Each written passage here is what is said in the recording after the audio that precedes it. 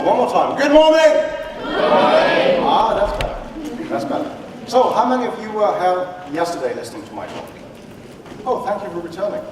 I think that I see that as a positive sign. Now, how many of you were here last year listening to my talk? Oh shit, okay, well, then I have to do even better this year. So yesterday I talked a little bit about trust, which is important. And yesterday I asked if there was a female, beautiful Ukrainian woman that could assist me. And I had a volunteer. Today I'm not asking for a volunteer because today, Anna, where are you? Anna? No? No? There you are. Say good morning to Anna for me, please. Yeah. Come to me. So, this is Anna, and And I'm scared. And why? You don't trust me?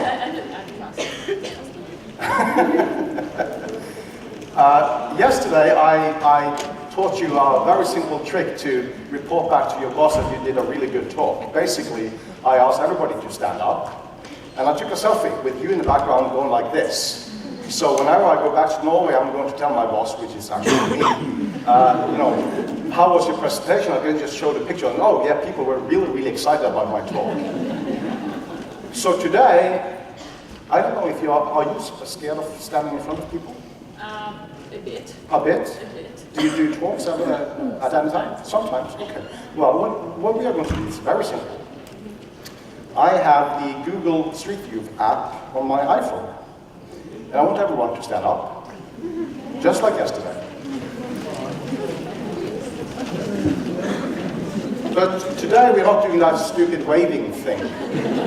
Today is going to be a little bit different. So we're going to go down to the camera here. Okay. Yeah, come with me. Okay. And this is being recorded, so you can just look into the camera here. That's hey. Hey. Yeah. Okay. Now what I want you to do, I want everyone to look really, really angry. And all of you are going to point towards us like this and look very angry. And all of you point directly at us. Okay. Are you ready? Look angry. Look like Americans or something. You know, look very angry. So everybody, point your finger at us now, please. Angry. Yes. Very angry. Don't smile. Look at very angry. So what I can do now. They do look angry. I'm scared. Everyone must be pointing. Maybe it's not polite to do in Ukraine, but I'm Norwegian, so it's perfectly fine. And she doesn't care when I'm here, so that's okay. So what I'm going to do now, point now, please, and hold it there, okay? So we take a picture, and we go around. Good. Use panorama. Keep it there. This is just panorama all the way around. Oh, perfect. This is going to be really, really scary. I have taken a picture of some of you, so you can just sit down again. That's okay.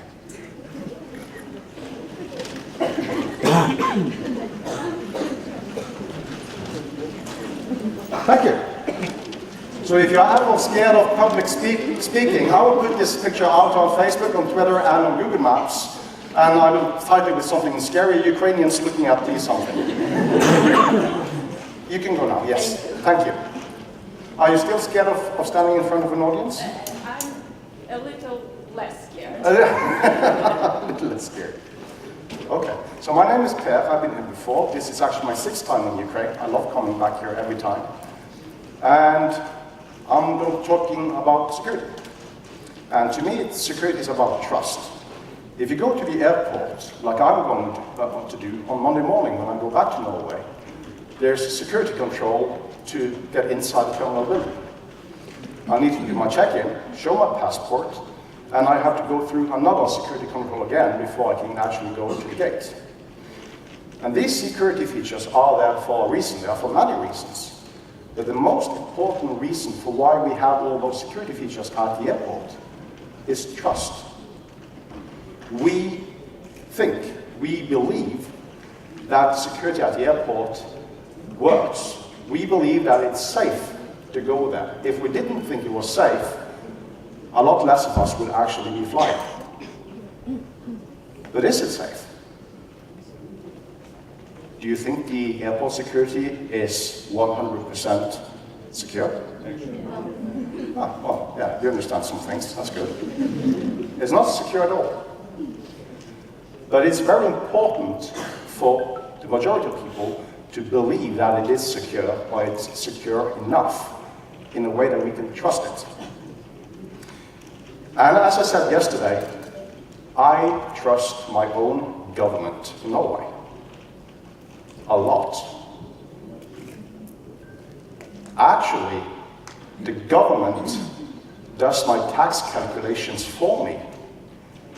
And in March or April, the government sends me, this is the amount of money you're supposed to pay in taxes to the government. And most Norwegians, they don't even look at the numbers. They just click online, okay, and pay the taxes. Do you do that in Ukraine? Why not? Because they don't trust the Russian government. Then my question is, did you vote at the last election? Good. I want all of you to vote for all future elections to come in Ukraine. It is very important to vote. It's part of a democracy, and it's very important for trust. Now in Norway, I've done a couple of things. I had a look at Norwegian newspapers last year in November, and I looked at how secure are they. When you visit their web pages and you want to read an article, how can you be sure that the article you are seeing on screen was actually written by a reporter at the newspaper, and that the article you are seeing on screen is actually coming from the web server maintained by the newspaper?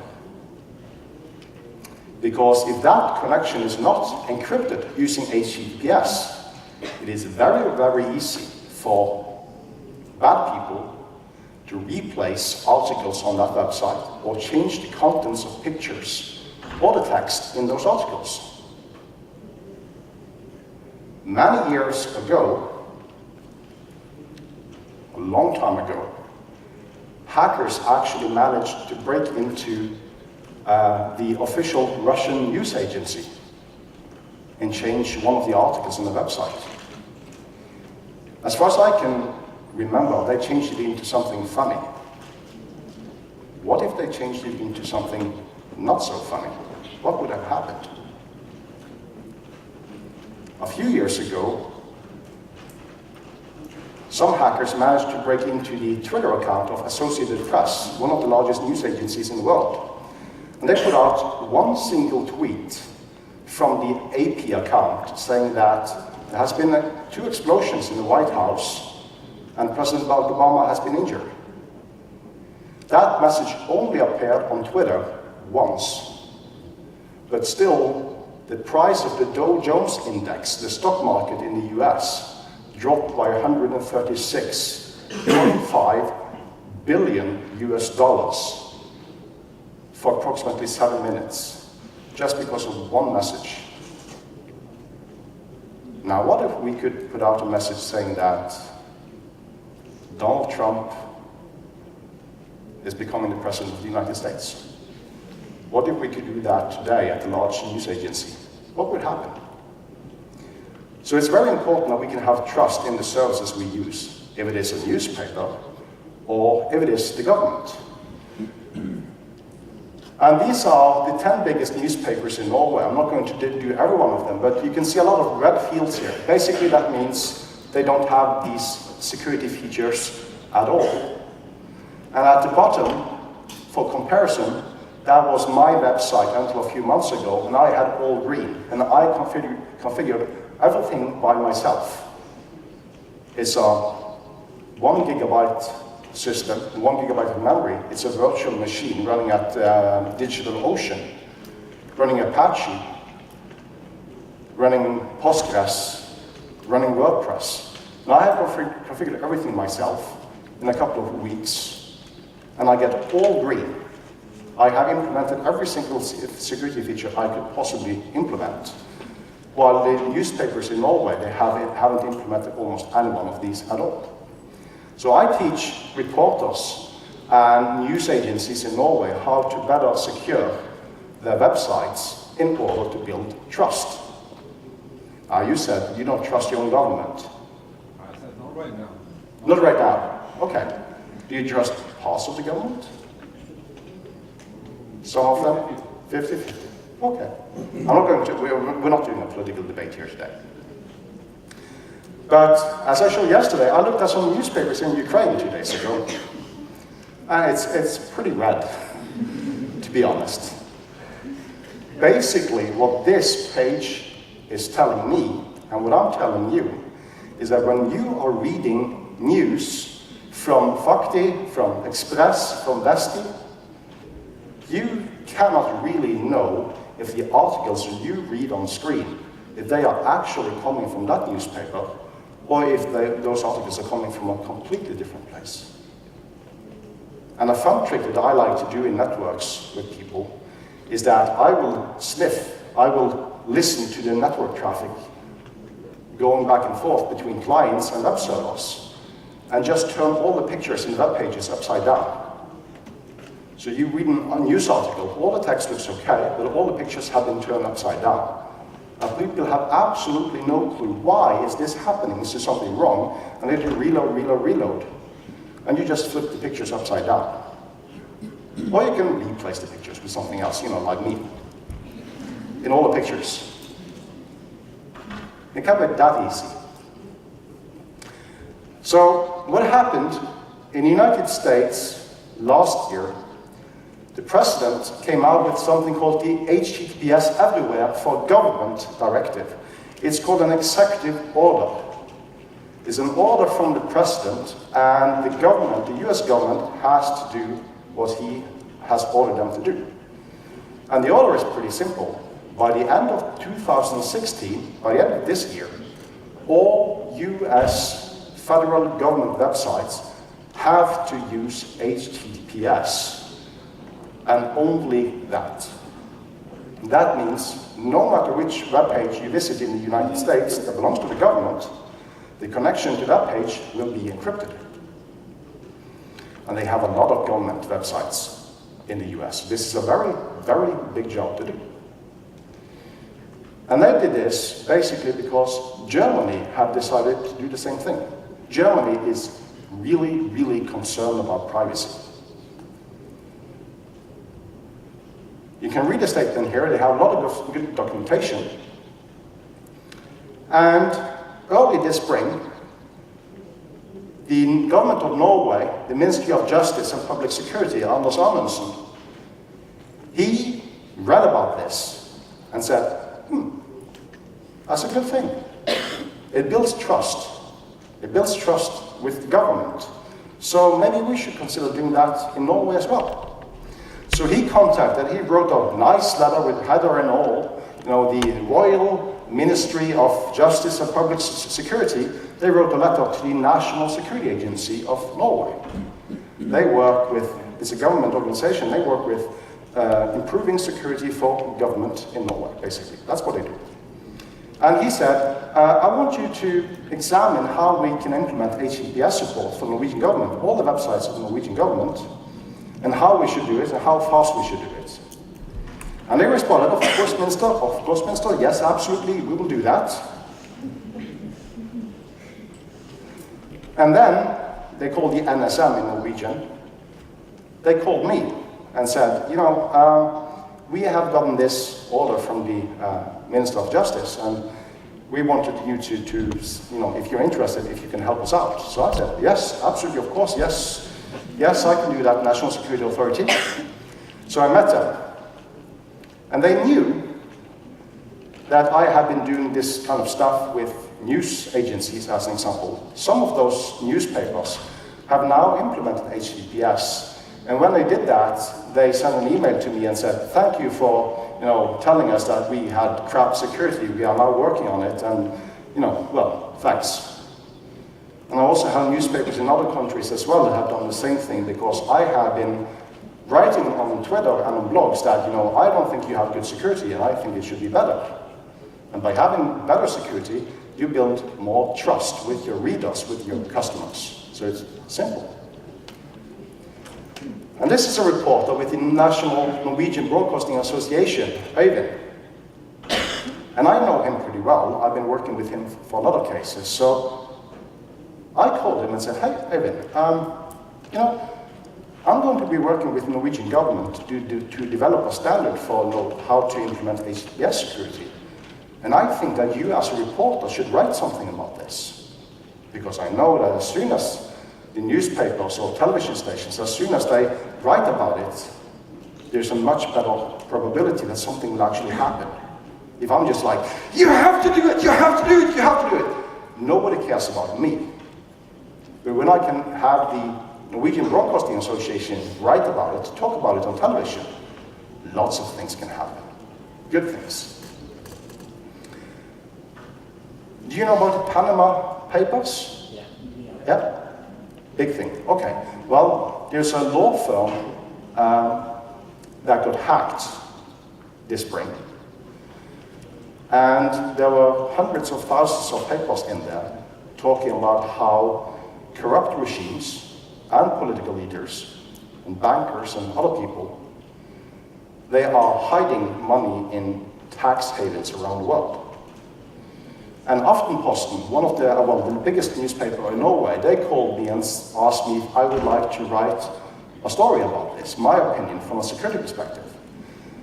So I did, and I said, well, the Panama leaks should really be a wake-up call for most organizations. If you have any kind of valuable information, if you have any secret information about people, about companies, about products, services, whatever it is, you need to do something to keep it safe and secure. And the best part of this is that before I wrote the article, I checked 3 different government organizations and their online security. The first one was the General Auditor of Norway. They are in charge of auditing everything that has to do with financial records for the government. And I wrote in this article that they had crap security. From my point of perspective, the web security of the General Auditor of Norway was bad. That was organization number 1. And the second organization was the Secret Police of Norway. They had a web page saying that if you know about any terrorists, or if you know about any people that are smuggling nuclear weapons or chemical weapons anywhere in the world, you can call us on this phone number here, or you can send us a tip by email to this address. And I was like, seriously? Hi, it's Per Thorsheim. I live at this address. This is my phone number, and I know a guy, my neighbor, he's a terrorist, and he has nuclear weapons. I wouldn't do that on a phone call. I wouldn't do that by an unencrypted email. And those were the only 2 options the Secret Police of Norway had for you to contact them with sensitive information. So I called them and asked, well, I don't want to give you any sensitive information by phone or email. Is there any other way I can do it? Yes, you can just drop by our office.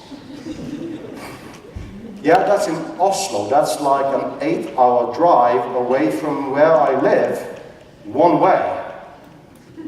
Oh, okay. Well, can't you just say it on the phone then? No. So I put that into the article as well and said, you don't have a good way for me as a citizen to give you tips about, well, really important stuff. And the last one I mentioned was also a very small government organization that keeps track of the military intelligence service of Norway, the secret police, and the normal police in Norway. They make sure that they don't violate any laws or regulations in Norway. And they also had the same options. If you want to tip us about, we are selling nuclear weapons to some other country that we're not allowed to sell them to or whatever, you can call us or send us an email. So I put that into an article. I don't know what happens if you write an article in a Ukrainian newspaper and you say that the secret police of Ukraine are stupid and have really bad security. I don't know what would happen. Nothing would happen. And that's not, in a way it's comforting, and it's not comforting to know that. In Norway, the general auditor himself, the next day he wrote a reply saying that I'm wrong. I was wrong. Per Thorsheim is, well, full of shit in a political way, he said. And I didn't respond back to him because I'm right and he's wrong. He's a politician, I work with security, so I think that makes no difference. And I could also prove that he was wrong, and I showed that to both his organization and other organizations, and they actually told me that, well, yeah, you're kind of correct, but no, we can't say that because that makes us look stupid. So, okay, thanks. Now I just look stupid instead. I understand. So I've been talking a lot about this in the media everywhere. Pale, white, fat guy talking in the media. And here's the interesting part. The stuff that they have done in the US, they have made some software there, which is available online for free on GitHub. It's open source, so you can get it yourself. And what this software does, this is the address. I had a look at this. I talked to my friend Scott Helm, who does the securityheaders.io website, which is a really, really good test tool for looking for web security headers on web pages. And here you can type in any domain name, and in like 3-4 seconds, they will give you a grade from grade F, which is the worst one, to A+, which is perfect security, as an example. And I also talked to Ivan Ristic, who is the author of a book on SSL TLS security, and he's very known for the SSL Labs webpage, where you can test how good is the HTTPS implementation of any given website. Also a very useful site. It would probably take you anything from 30 seconds to 2 minutes to complete a test. So it's easy. Type in a domain name, hit enter, and wait. So what I talked to Eivind about is, I would like you to write about the Norwegian government and their lack of HTTPS security on their web pages. And he took the source code from the US. He put up a web page that you can find here. It looks like this. And it says that state government organizations, these numbers are from the end of August 31. There were 3,681 domains being used by the central government of Norway, and out of those, 261 were using HTTPS. That's 7%. And I said, well, that actually makes us worse than Albania. And no offense if there are anyone here from Albania, but I think that Norway, as a high technology, well-developed country, should have better security than Albania. And he also took out numbers for local governments, like the city council of Bergen on the west coast of Norway, where I live. 5% of them in all of Norway are using HTTPS. 5,761 domains. And with the source code available here, you get all the information you need to create a web page like that. And you also get all the necessary code to run checks in the background whenever, as frequent as you want, to check a long list of domains, if they have HTTPS, and how well they have actually implemented HTTPS on the web pages. So, he did this, and then I started working for the National Security Authority. That made my job much easier, because we could say, well, it's not just a dream or myth. Here are the statistics from the Norwegian Broadcasting Corporation. And as you can see, the numbers are really, really bad for Norway. So we really have to write this standard and make it good. And we started doing that. And then, of course, we write very formal letters back again to the Justice Minister. And what we have put into that report, we say something about the purpose of this. We talk a little bit about the background, like, this originated from the United States and from Germany.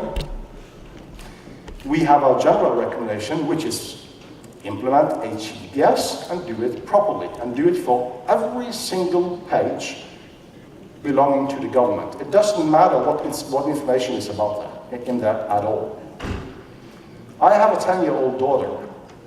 She can do her homework by going online on the internet and log into her school online and do her homework there, online. And when she logs on to her school, I want that connection to be encrypted so that nobody else will be able to get her username and password and destroy her homework. I can go in and fill in my taxes for the government if I actually care to look at numbers. And I want that connection to be secure as well, so that nobody else can have a look at my tax numbers or change them, so suddenly I will have to pay additional taxes.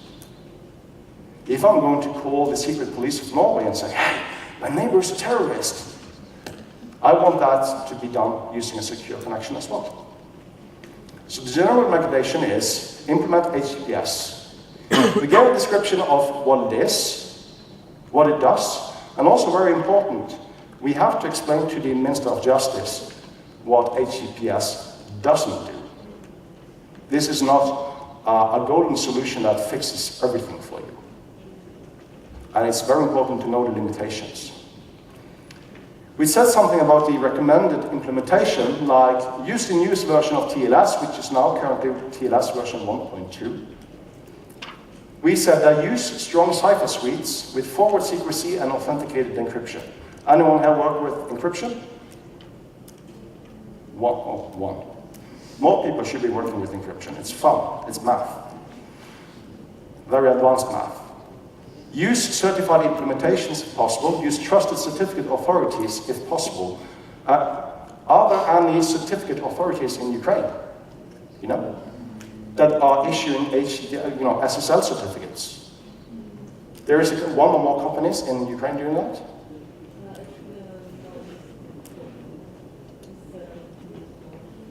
It's not in use. Okay. Well, I've taken a look at a couple of the government websites in Ukraine, and none of them have HTTPS. None of them have any security at all. Sorry. Yeah, so I want to challenge you to fix that, please. Use HTTP strict transfer policy, which is a setting that will even further increase the security of HTTPS, certificate pinning, and also use a hardware key protection. So when you get a SSL certificate, it's a piece of software. And using hardware devices, you will actually put that SSL key into a hardware module connected to your web server. So instead of keeping it as a piece of software, it actually runs inside a small USB stick of some sort. And it's impossible to extract the key out of that USB device as soon as you have put it in. That makes it very, very secure. We also talked a little bit about possible wins and the consequences of implementing HTTPS, because nothing is free. It costs money to do this. So we said, well, first and foremost, you will see an increase in trust, in public trust in the services that we are providing for our citizens. Today, maybe 60 or 70% of people in Norway are using these online services. If we can turn on HTTPS for all these websites, maybe even more people will be using all these automated services online instead of having to go to a government office and say, hey, I need some, pick out a number and wait in line, okay, my turn. So instead of having to do that, you can fix everything online. That saves us a lot of money and makes it easier to do whatever you have to do with the government. We also said that when you implement HTTPS, we will be able to remove some outdated hardware and software because it's not good enough for running HTTPS.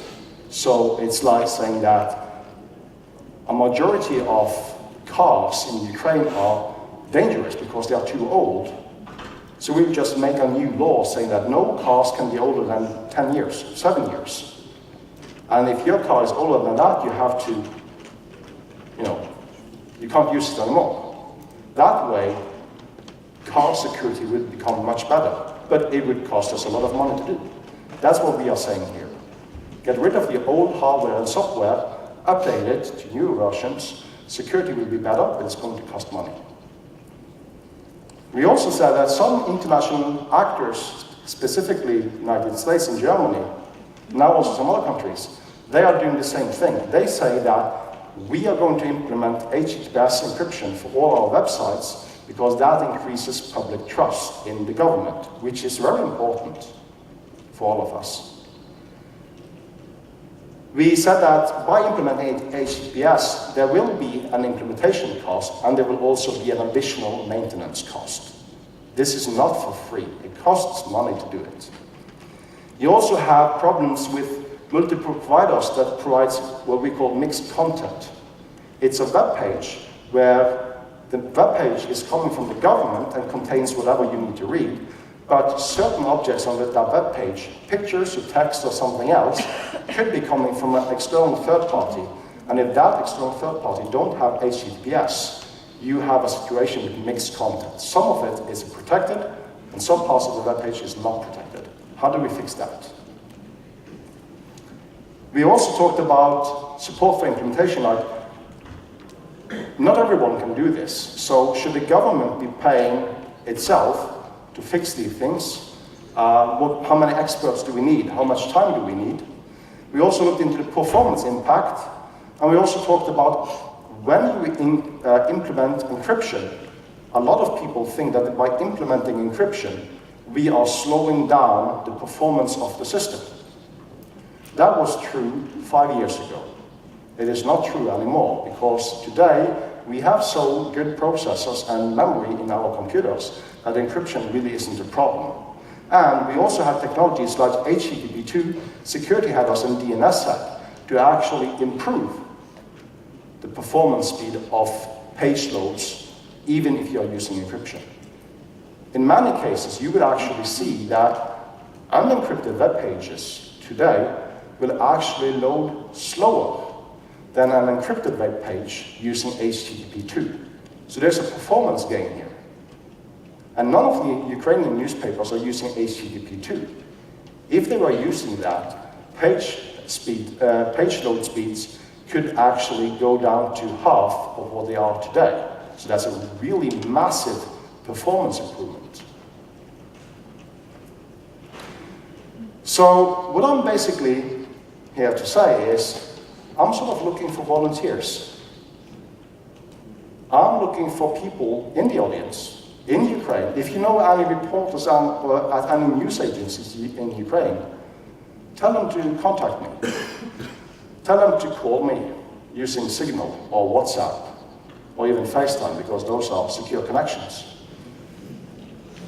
And tell them that I'm interested in helping them to do reports on the lack of security with the Ukrainian government and to create a service like this for Ukraine. Then you can show the government that security is not good enough, it should be better, and if the Ukrainian government can improve the security of the web pages, it will also increase public trust in the government. At least I think so.